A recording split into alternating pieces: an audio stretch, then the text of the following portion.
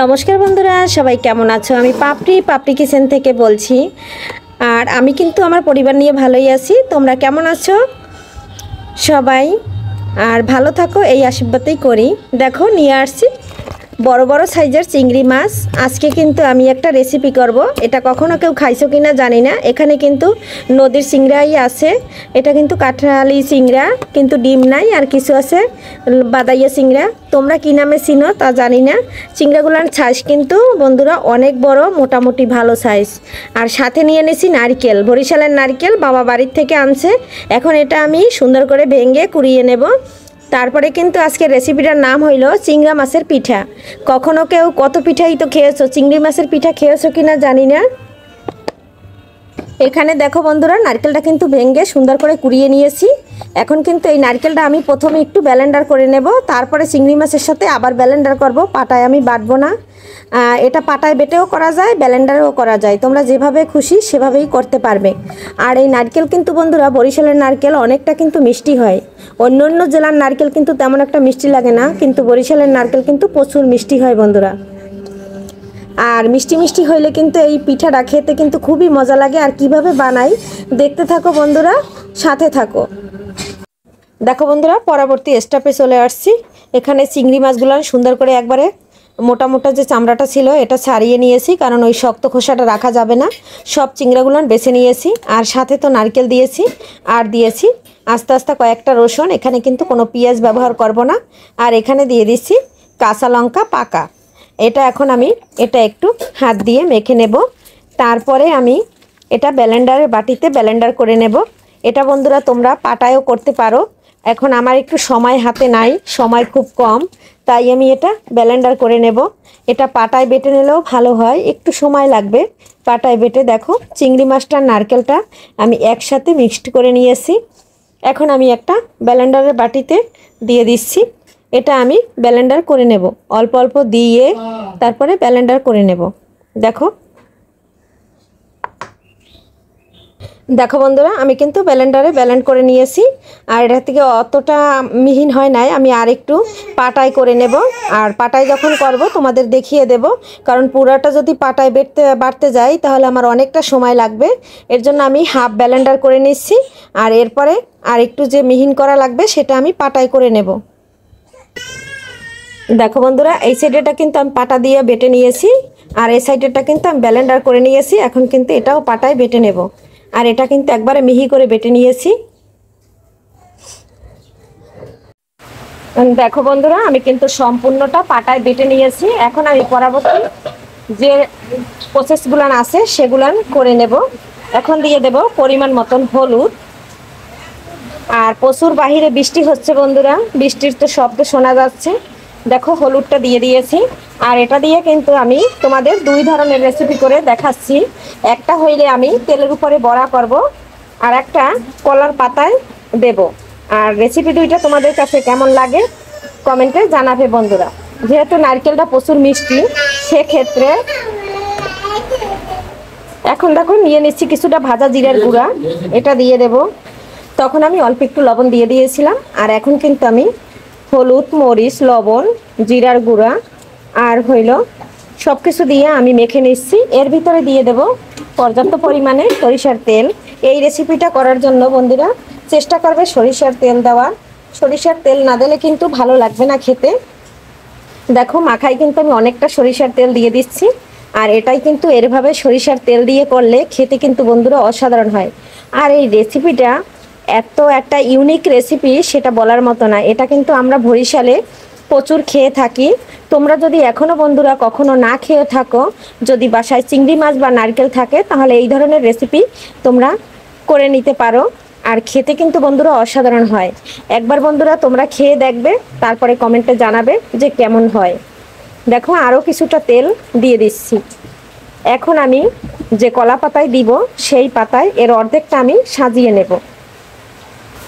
দেখো বন্ধুরা, আমি কিন্তু কলা পাতাটা নিয়ে নিয়েছি। এখানে সামান্য পরিমাণে একটু সরিষার তেল দিয়ে আমি হাতের সাহায্যে একটু পুরো পাতাটায় লাগিয়ে নেব। এই দেখো লাগানো হয়ে গেছে। এখন কিন্তু এখান থেকে আমি কিছুটা নারকেল চিংড়ি দিয়ে দিচ্ছি। আর এটা যেহেতু একটু মিষ্টি, তার জন্য কিন্তু আমি মরিচের পরিমাণটা বেশি দিয়েছি, একটু কাঁচা মরিচটা। আর এভাবে তোমরা একবার বন্ধুরা তৈরি করে অবশ্যই খেয়ে দেখবে যে কতটা মজা। আর আমাদের বরিশালে কিন্তু আমরা সব সময়ই এটা খেয়ে থাকি, বলতে পারো 12 মাস প্রতিদিন। এটা এতটাই মজা একটা রেসিপি, একবার খেলে বন্ধুরা বারবার খাবে। দেখো বন্ধুরা, আমি কিন্তু তোমাদের অনেকগুলান কলা পাতার মাছ ভাজার রেসিপি দেখাইছি, আর আজকে কিন্তু এটা চিংড়ি দিয়ে নারকেল দিয়ে কলা পাতায় তোমাদের অসাধারণ একটা রেসিপি দেখাচ্ছি। তোমরা বন্ধুরা ভালো করে যদি ফলো করে নাও আর ফুল ভিডিওটা যদি দেখে নাও, একটু স্কিপ করবে না বন্ধুরা, তাহলে কিন্তু সম্পূর্ণ রেসিপিটা তোমরা এভাবে তৈরি করতে পারবে। আর দেখো কত সুন্দর হয়েছে। এখন কিন্তু আমি 5 মিনিটের জন্য ঢাকনা দিয়ে ঢেকে দেব। দেখো বন্ধুরা, 5 মিনিট পরে চলে আসলাম, আর আমার চিংড়ি মাছের পিঠাটা কিন্তু একবারে ফুলে টোল হয়ে গেছে। এখন কিন্তু আমি আর একটা পাশ ফিরিয়ে দেব। দেখো বন্ধুরা, আমি যে পাতাটায় ফিরিয়ে দেব সেই পাতাটায় কিন্তু হালকা একটু সরিষার তেল দিয়ে দিচ্ছি, আর এটাও কিন্তু আমি হাত দিয়ে সুন্দর করে লাগিয়ে নেব পুরা পাতাটায়। আর এটা কিন্তু বন্ধুরা ডবল পাতা দিবে, তার কারণ কি নিচের পাতাটা পুড়ে যেতে পারে। একটা আমি কিন্তু ডবল পাতা নিয়ে নিয়েছি, 2টা পাতা নিয়ে নিয়েছি। এখন আমি চিংড়ি মাছটা পিঠাটা উল্টিয়ে দেব। আমি কিন্তু একটা প্লেটে তোমার পিঠাটা নিয়ে নিচ্ছি বন্ধুরা। দেখো কত সুন্দর সিদ্ধ হয়ে গেছে উপর থেকে বন্ধুরা। দেখো এখন আমি এই পাতাটা দিয়ে দিচ্ছি। পাতাটা দিয়ে আমি আর একটা ঢাকনা দিয়ে ঢেকে তারপরে কিন্তু এর উপরে কিন্তু আর একটা ঢাকনা দিয়ে দিচ্ছি। একটু সাবধান একটু উল্টাতে হবে যাতে পাতাটা ফেটে না যায়। দেখো বন্ধুরা, আমি কিন্তু এই যে পুরাটা আর একটুও কিন্তু আমার পাতায় লাগে নাই। দেখো বন্ধুরা, আর এটা কিন্তু পোড়াও লাগে নাই। দেখো বন্ধুরা, আমি কিন্তু কড়াইতে বসিয়ে দিয়েছি আবার। দেখো বন্ধুরা, যে পাতাটা আমি ফিরিয়ে দিয়েছি সেই পাতাটা একবার একটু উঠিয়ে দেখাই। দেখো পাতায় কিন্তু একটুও লেগে নাই, আর কত সুন্দর হয়েছে। একটা পাশ আমার হয়ে গেছে, আর একটা পাশ তো আমি উল্টে দিচ্ছি, তোমাদের দেখাচ্ছি।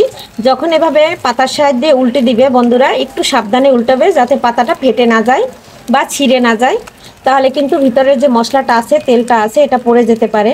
এই পাশটা হতেও বন্ধুরা আমার আর 5 মিনিট সময় লাগবে। বন্ধুরা, আমার ফাইনাল লুকটা কিন্তু হয়ে গেছে। দেখো এটা কিন্তু আমার রেডি বন্ধুরা। এখন আমি তোমাদের বড়া করে দেখাবো। পাতারটা হয়ে গেল, এখন বড়া করে দেখাবো। দেখো বন্ধুরা, এদিকে কিন্তু আমি ফ্রাই প্যান গরম করে দিয়েছি, আর এটাই কিন্তু আমি সামান্য পরিমাণে সরিষার তেল দিয়ে দিয়েছি। এখন কিন্তু আমি এটা কিন্তু বড়ার সাইজে ছোট ছোট করে দিয়ে দেব। এটা কিন্তু আমার ভাজতেও 5 মিনিট সময় লাগবে। আর তোমাদের কিন্তু আজকে বন্ধুরা দেখো 2টো রেসিপি দেখালাম, আর এই 2টা রেসিপিই কিন্তু বন্ধুরা অসাধারণ হয়। আর এটাই কিন্তু বন্ধুরা পেঁয়াজ দিতে হয় না, আর তোমরা দিতে পারো, এটা তোমাদের ব্যাপার। আমি তো দিলাম না, পেঁয়াজটা অপশনালি, দিলে দাও না দিলে না দাও, কিন্তু খেতে কিন্তু অসাধারণ হয়।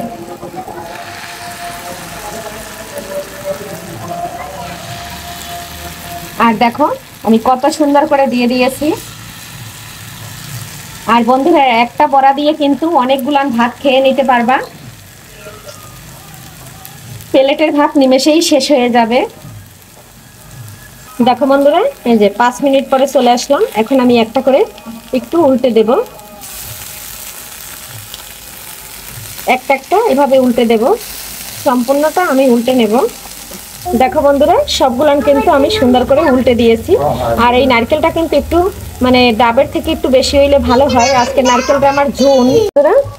বন্ধুরা দেখো চিংড়া মাছের বড়াগুলান কত সুন্দর হয়েছে, দেখতে কিন্তু অসাধারণ। বন্ধুরা দেখো কত সুন্দর উল্টে যাচ্ছে। দেখো অসাধারণ লাগছে না বন্ধুরা? সবগুলান এভাবে উল্টে নেব। দেখো বন্ধুরা, সবগুলান কিন্তু আমি সুন্দর করে উল্টে নিয়েছি।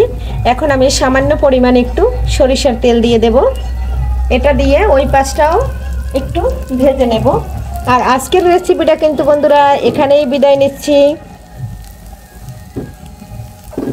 সবাই ভালো থাকো, সুস্থ থাকো, সবাইকে নমস্কার।